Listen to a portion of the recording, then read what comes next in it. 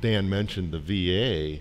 The way we got to the VA in Milwaukee is, I remember you, Dan, saying that basically this was helping you so much, we shouldn't keep this from the other veterans. We should share this with your comrades, and our comrades. And I told Dan, I said, I have a habit of really overextending myself, getting involved in too many projects at one time. But how could I turn that down? And here was an opportunity to learn more and maybe give back.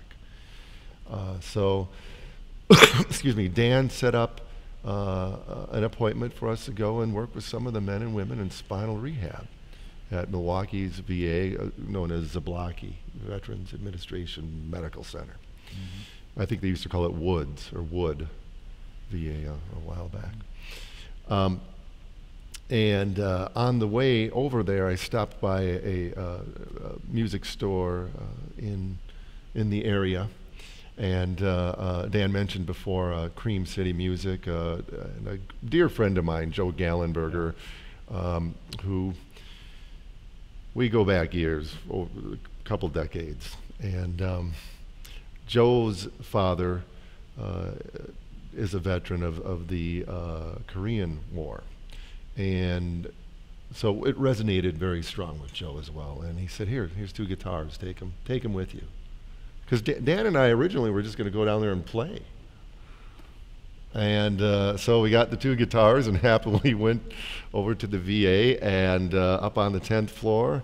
And as Dan said, a guitar and a smiling face. I mean, they were looking at us like, wait, you're not my family, which I might not see here. You're not treatment, and you're coming in here with a smile, and you want to talk to me? And I think Dan put it eloquently at one of our events, just go see a vet in the VA, go visit one. I mean, supporting the troops is great. I mean, those ribbons we put on our cars, that's really important stuff to show that you're behind them. But what's more important are the actions you take. And man, if the community could spend more time just sharing, I think, with our vets, I found it healing for me in many ways. And you got to be prepared. It's a lot of sadness, a lot of despair, but everybody in their lives is going to experience that many times, probably. The thing with a combat vet, you're probably getting a load of that on a daily basis. Yeah, there's, I think, tremendous sadness for Vietnam vets, and that our kids are still in war, and we know how extreme it is.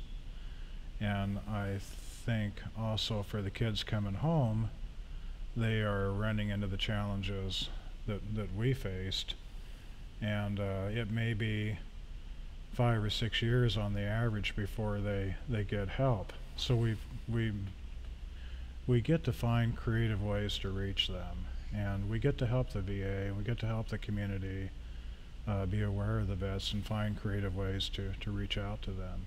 And it shouldn't just be on the VA's shoulders. I think Pat's been a very responsible community person that's stepped it up tremendously, and look what's 3,000, 4,000 guitars have come out of it. It's been quite a few. Lessons, yeah. And I could have gone nowhere without Pat. I kind of am the idea guy, and Pat saw the idea and took it and ran with it. And, well, it took the Marine to kick the hippie in the butt and get him over to the VA. And drug you by the hair. I remember we gave that first guitar away too. The gentleman who, for confidentiality reasons, big word for me there, I can't give you his name, but I remember telling him, because we took some pictures of that, this is going to be a huge moment here. This is starting something big, because you could see that instantaneous change. It just kind of broke that trance, that you can be in of sadness and hopelessness. And there's different levels of paraplegia and quadriplegia. And some of them have arm movement, some hand movement, some leg movement, and so forth. So there were cases where we would, prop the guitar up in with these men, and there's women also that we've worked with as well. Combat doesn't just affect the men and the situations. But we'd get the guitar in their arms, and maybe they could make the chord, or you'd make the chord, and I would strum, but it would still be in their arms, and it'd still feel the vibrations coming through. It was like Christmas for these guys. And then they said, "Wow, I get to keep the guitar." That's when we realized we had to give lessons because we just couldn't give them guitars and then leave. Mm-hmm. So 1 hour a week turned to 2 and turned to 3, and I said, "Dan, you're on to something here, and let's make this a nonprofit organization." And what do? We give guitars to vets. Guitars for Vets is what we call it. And we work with intentions daily. That what would bless one would bless all, and we try to run our organization that way. And absolutely, getting a 501c3 nonprofit status can be a challenge, but we got a good crew of people together, and Dan and I spent many nights just looking at this thing. Wait a minute, they printed this upside down. It's a lot of paperwork. Yeah, but we did get it, and we decided to also include, these were spinal rehab veterans, and I would imagine most of them, I can't speak for them, but if you're blown up or whatever's happened to you, there's going to be some level of PTSD going on.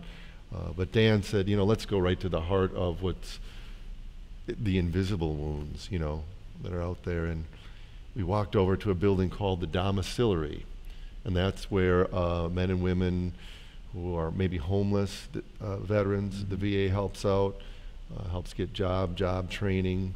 They're waiting for an operation, and they don't have a place to stay. Drug and alcohol rehabilitation. So there's a lot of PTSD that we felt maybe we might be able to address there. And on the walk over, we didn't know who to talk to. We ran into a gentleman, said, "Is this the way to, or who do we talk to get this program going there?" Happened to be the director of the domiciliary. Yeah, very nice. And we began teaching there within a week.